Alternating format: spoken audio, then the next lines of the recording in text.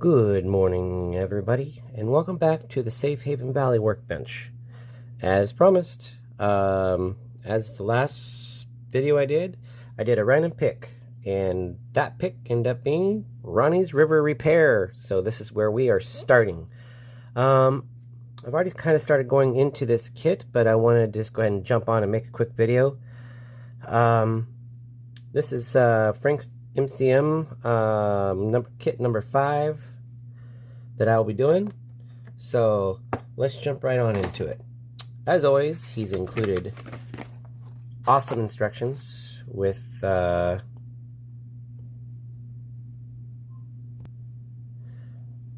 visual and direct instructions.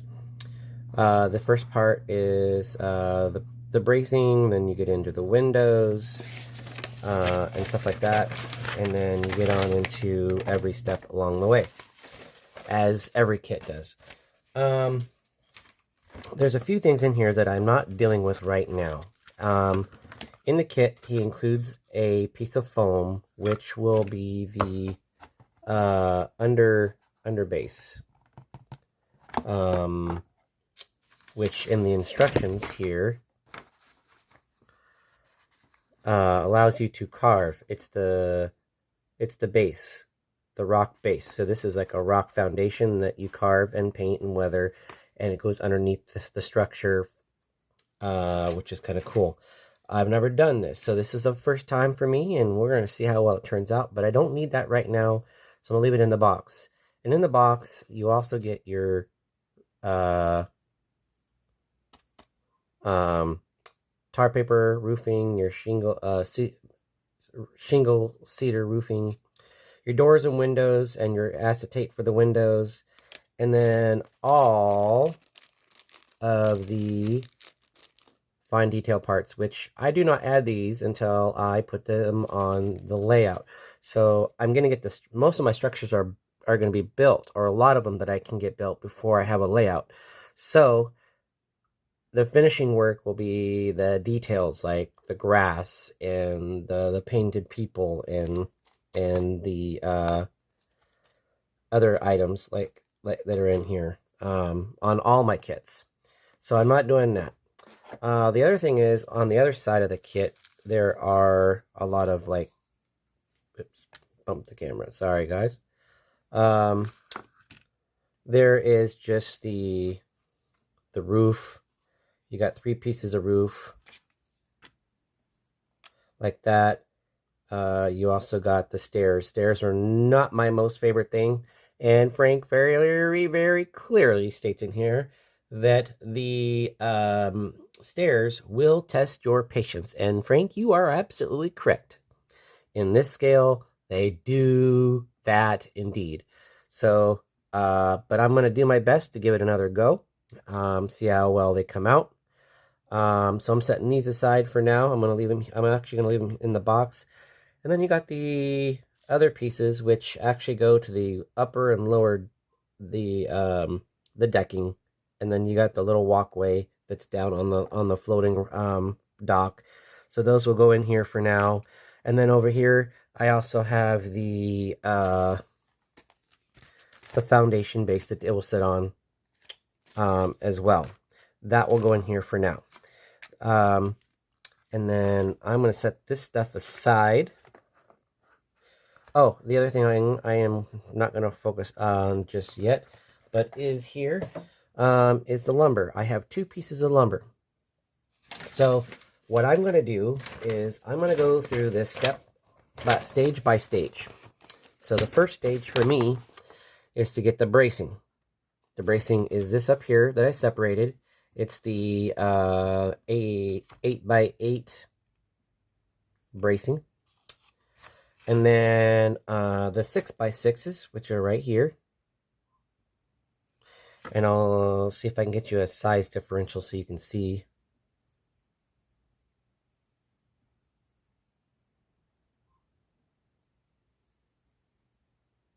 See how small the left one is? That's the 6x6, and the right one's the 8x8. So they're sized pretty good. So I'll use the 8x8 for the bracing and the 6x6 for the corners. And then once I get the bracing done on all the pieces here, I will then cut the corners for the front and back walls. Which will be probably this wall and this wall, if I'm not mistaken. Yeah, this wall and this wall is the front and back, because in the windows and doors picture here, he has that one with the corners and that one with corners, which is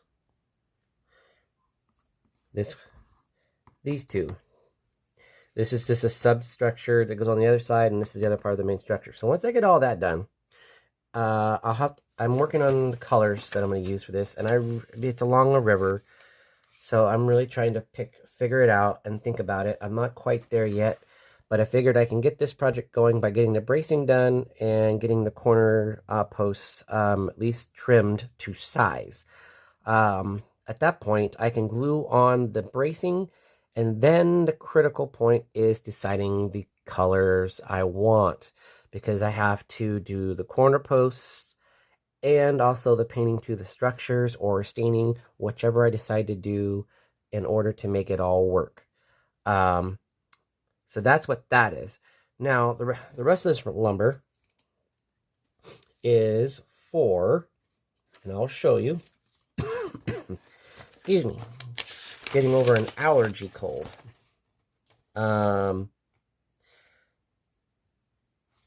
Let's see if okay, so in here,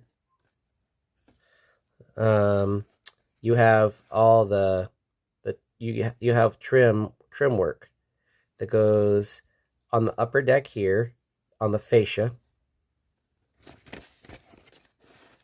Let me zoom in on the bottom picture here. This is actually a better show you. All right, so you see down here, you got the trim right there. You have trim that goes along there. And then you got, and then down here you have little boards on the plank for the planking to come down to the little dock, and everything else like that. So that's what a lot of the other small trim work does. So I have to really think ahead a little bit of how I want to do this. And then in this picture, you'll see this is kind of how Frank has his rocks looking. You know,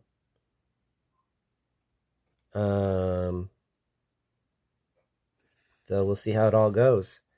But there's a lot to go on in this kit, so I'm being forced to just slow down. Now, what's cool about this project is I get to use my brand new brushes. These are brand new. And I'm also going to be using some new stuff that's coming in. I have ordered some AK product and ammo products that work well together. I just don't know how I'm going to do it just yet. So we'll see. Because I do have crusted rust. I have, rust streaks. I do have worn effects. I do have the AK Dark Earth, and while those may or may not be for airbrush, I can use them as such, just because they're of the effects. Now I have wood grain, which is for brush and airbrush. I do have flat black. I have this one's khaki drab. This one is light sand / leather highlights. And then I have dark rust. I do have other ones coming in the mail, supposedly this week. So we'll see. I'm hoping to hold off on the painting for a few days to see what I actually have here. However, there is a technique I want to try out with and I'll be doing that on some scratch stuff. It's stuff that I've learned from watching Debbie McMillan's YouTube channel. It's a way of weathering buildings. So I have stuff on the way that I'm waiting to try out and see if I can get that to work. If I can, I may use it on here. This is those riverfront buildings weather a bit more than inland buildings because they're along the water, and the moisture coming up off the water just attached to wood like crazy, whether it's in direct contact or not. So the moisture in the air just creates a whole different environment for buildings to sit. So whether it's touched on the water or not, the buildings age pretty rather quickly, more than you would think. So I have to keep that in mind. So maybe it's new construction, maybe it's 8 to 10 years old, maybe it's 30-year-old building, and it has a lot of age to it. So I'm really having to work on this. This is a building that's going on my personal layout, so I'm having to think ahead here and how I want to do it, because a lot of buildings that I have are riverfront, and so they're not all in the same area, so that some might get more weathered in one part of it, and some might get less weathered in others. So I really have to think about it. So we'll see. You never know. We'll just have to play that one by ear as we do it. But this is kind of where we're starting, and this is kind of what's on the workbench right now. I am going to update with photos just to be a quicker thing about it. But I did decide to weather the roof of my my other project I'm doing. I just wanted to throw this in here real quick. I decided to age the roof a bit because this is an older town that this is in, and all I did is I will post videos on it.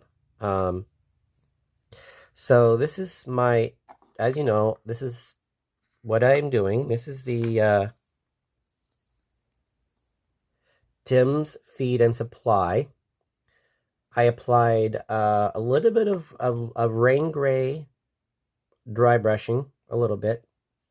And then I took my Vetero shadow gray and I went over the entire roof. And it highlighted some of the spots where I put the rain gray. And I just pulled it down over the shingles a little bit. Not all over the entire roof. I didn't want it all that way, but I wanted to highlight a good chunk of it. And up here is dark, which is okay because it's where it gets beat the most and everything. And I just wanted to show some age. And then I'm going to put the sign right here with it. So if you look at this,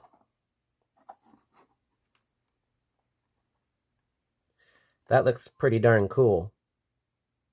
It looks pretty good.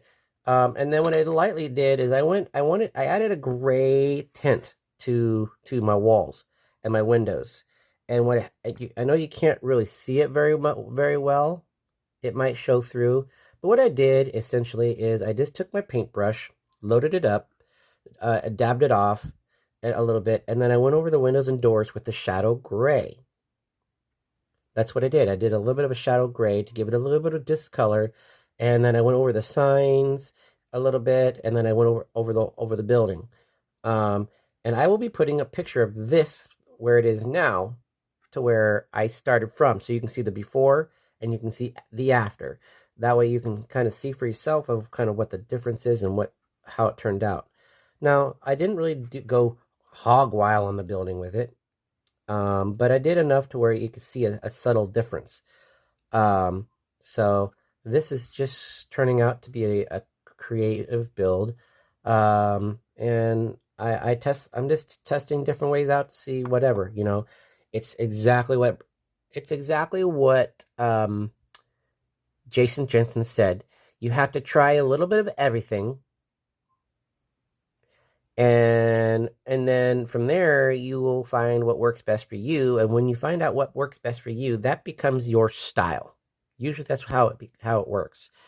It's not usually that it comes easy. Maybe it's a very multi-step process, but it's what you like, so you do that. Maybe it is an easy thing to do, and then you adapt that and just go with it. Everyone's a little different, but you have to be able to immerse yourself in all aspects to learn them and to know them.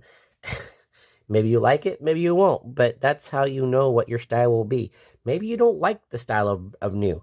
Not everybody out there does new buildings. You have to weather it a little bit to make it less new, because not every building is new. By the time a building is built, it is not new. It looks new, but it's not. It has some weathering to it. So that's kind of where we're at. I will post a picture of this today and get it into the group pages so you can see the difference. And what I did, I just wanted to weather it a little bit. I want to date it, make it look a little dated, because this is an older building, and it's kind of what it is. So with that, we're gonna call it a wrap today, but that's kind of what's on my workbench. So stay tuned for more updates on my Ronnie's river repair. It's I don't know that I'm gonna have a name change for it, but you never know. For now, it's staying Ronnie's, and until I get on the layout, it's Ronnie's River Repair. I might come up with a sign and give it something different down the road. I don't know. But till then, we'll see you next time, guys. Be safe. Have a great week. It's only Monday, so I don't get too much time at the workbench, so I squeeze in here and there how much ever time I can. So my job keeps me busy, and then my family on the backside of that does. So I sometimes only get 10-15 minutes here, 5-10 minutes there, and I do what I can to get things done. So anyway, just love keeping content rolling for you guys. So you guys have a wonderful day, and I will see you next time. All right, take care.